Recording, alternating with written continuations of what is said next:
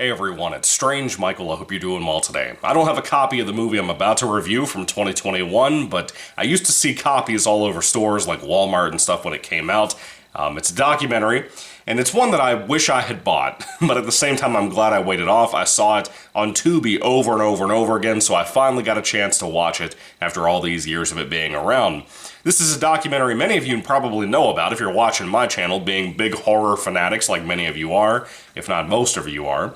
And I myself love horror movie documentaries, or just horror documentaries at all, whether it be about famous horror writers or famous actors or anything like that.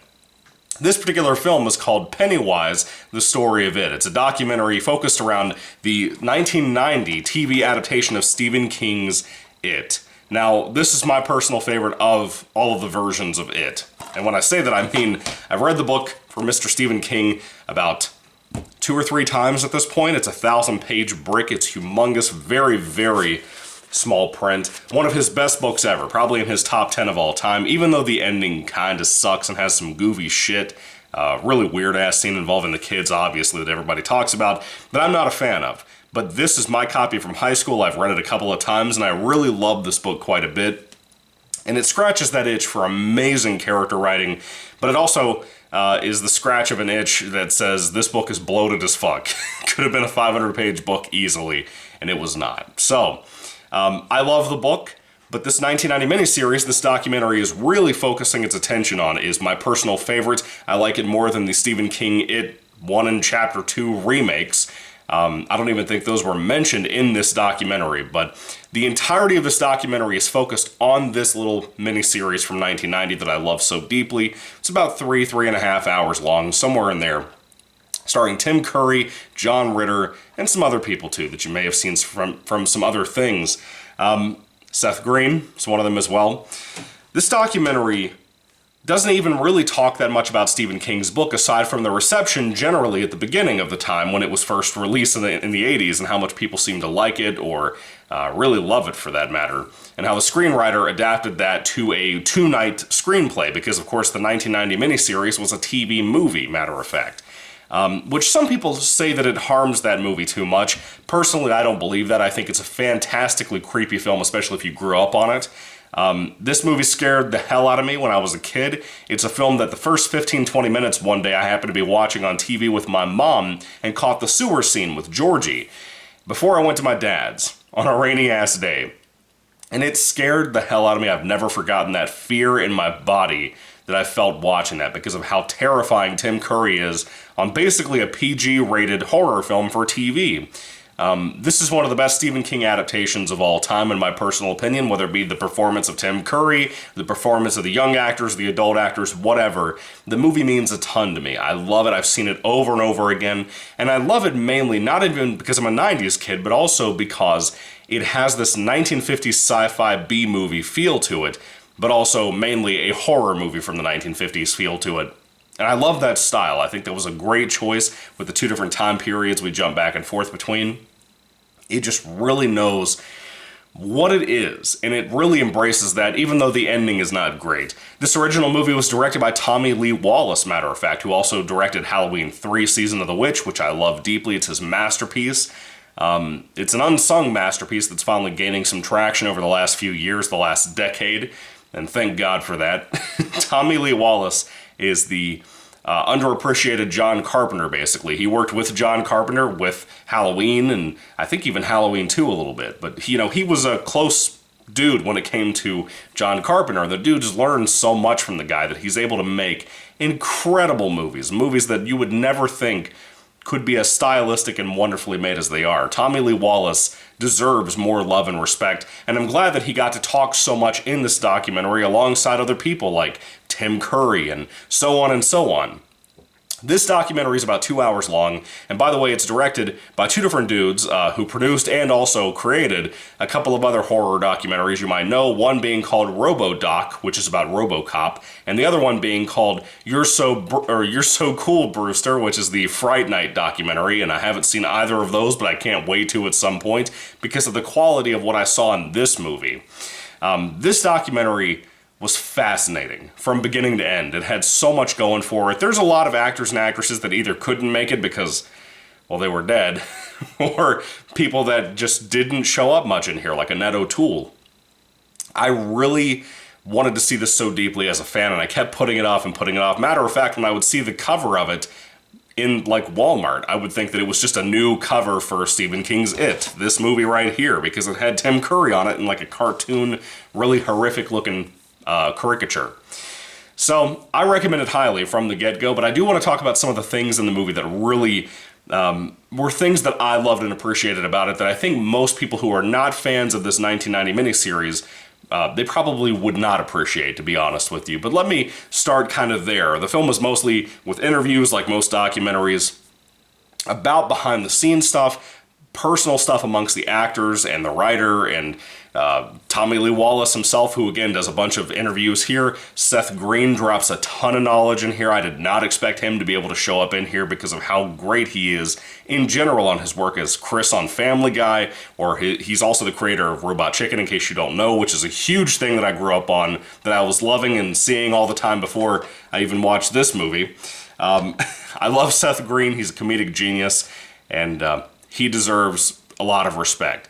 But seeing him show up in here with all these other people and talking so much about this movie in a respectable way, not a let's point and laugh at an old career choice of mine that got me on the field, it wasn't that kind of move. It was, we're going to actually appreciate a film that clearly a lot of my fan base enjoy.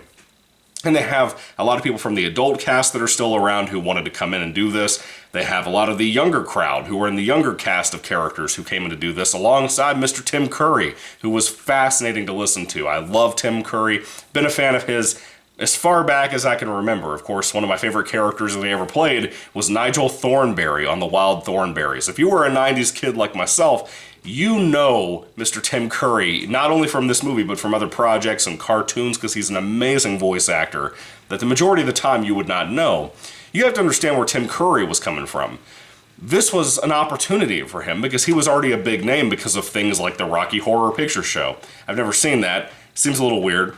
But he was already known from things like that and kind of commendable because of movies and performances like that he had done. And this really, really put him on the map of horror fans, even more so than Rocky Horror Picture Show. So his look at this was super interesting. His discussions about the makeup and the ideas of what they had behind the scenes that they wanted him to do in this performance, his approach versus kind of the book Pennywise, which they really centered on Tim Curry's version, obviously. All of that stuff I loved hearing about. And I loved hearing the cast stories of pulling pranks and how the kids, like many kids in Hollywood, like when Leonardo DiCaprio was a kid and his little group of like Tobey Maguire and all of them, I believe. I forgot what they're called. But that was some crazy shit when I found out about that. All these kids are always so disrespectful in Hollywood. They don't care if they go to a hotel, they trash the hotel. They're rude to the director of the film, Tommy Lee Wallace in this case. It was funny hearing a lot of that stuff about the younger cast. And then I found out some crazy shit. Of course, I knew John Ritter from Three's Company, who plays the grown-up Ben Hanscom in this movie. My personal favorite character of the film and the book. I love John Ritter deeply. I think he's one of the funniest people ever to live. If you did not know that from this film, because he doesn't really do much of that in this movie, that's not his character. If you don't know anything about John Ritter, I'm begging you to go watch Three's Company. It's one of the best sitcoms ever made. It came out in like the 70s or the 80s, and I grew up on watching it. I'm telling you, it's still hilarious to this day. It's one of the funniest comedies ever made, and it's because of that man right there playing a character named Jack Tripper. John Ritter passed away a long time ago, way after this movie came out, like 15 years or so after this movie came out. But I didn't know that the main kid in the child cast who played Bill, who grows up to become a writer, I did not know that he died not too long after this movie was made, within a few years after this movie was made. As far as I could tell, I think I was not born yet when he died, I'm pretty sure. Or maybe I was very young, like a toddler, something like that. But I could not believe that. I'd never heard that. I'd never seen that, and I always wondered what happened to this kid because his performance is one of the standouts in the film from the regular cast that aren't Tim Curry. And it always surprised me how I never saw him in anything else, and now I know why he's gone. It's fucking sad, man. I feel bad for his family and stuff. There's this curse that I realized at this point that Stephen King has over his media and his adaptations, like Stand By Me. The same thing happened to River Phoenix when he was about the same age as this young man. That is so fucking sad. It's like every time you have a Stephen King film that's based around a younger group of kids, this kind of shit's gonna happen. Some weird child sacrifice thing.